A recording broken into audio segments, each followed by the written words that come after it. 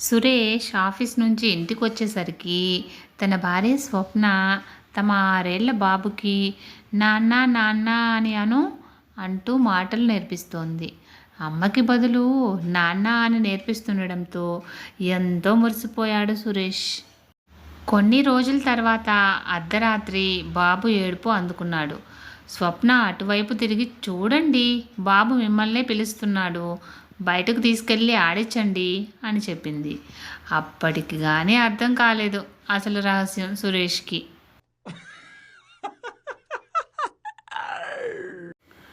భార్య, ఇదిగో ఆఖరిసారిగా చెప్తున్నా, మీ తల మీద వెంట్రుకలు ఇప్పటికే చాలా రాలిపోయాయి. ఇదే ఇంకా కొనసాగితే మిమ్మల్ని వదిలేసి పుట్టింటికి వెళ్ళిపోతా.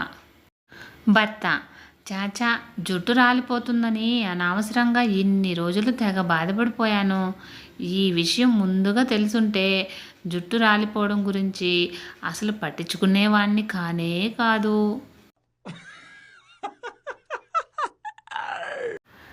వెంకాయమ్మ వీరావేశంతో ఇంటి లోపల సోఫాలో కూర్చున్న మొగుణ్ణి జుట్టు పట్టుకొని పైకి లేపి, ఏమయ్యా, ఇంత అందమైన పెళ్ళాన్ని నేనుండగా ఆ ఎదురింటి ఆవిడకి సైట్ కొడతావా అని చీపురు కట్టతో కుమ్మేయడం మొదలుపెట్టింది.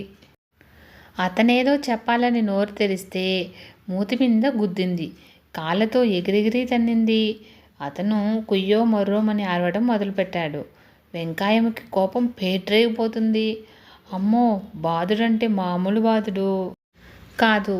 వామ్మో, దీని దుంపతెగ నిజంగానే చంపేసేటట్టుందే అనుకుని బలవంతంగా పెనుగులాడి తప్పించుకొని ఒక్క గెంతులో గుమ్మాన్ని చేరుకొని, ఓ వెంకయ్యమ్మ, నీ అమ్మ కడుపు మాడా, నీ మతిమరుపు రోగంతో ఇక్కడుండే వారంతా చస్తున్నారు కదే, నేను నీ మొగుడు అప్పారావును కాదే, పంకింది పంకజం మొగుణ్ణి, నీ మొగుడితో మాట్లాడాలని వచ్చినోణ్ణి ఇలా కుళ్ళబొడుస్తావా అంటూ ఒకటే పరుగు.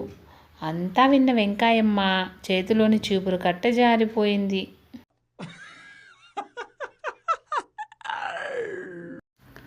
ఫ్రెండ్స్, ఇలాంటి మరిన్ని వీడియోస్ కోసం సన్ పాజిటివ్ థాట్స్ ఛానల్ను సబ్స్క్రైబ్ చేసుకొని సపోర్ట్ చేయండి. వీడియో నచ్చితే లైక్ చేసి షేర్ చేయండి.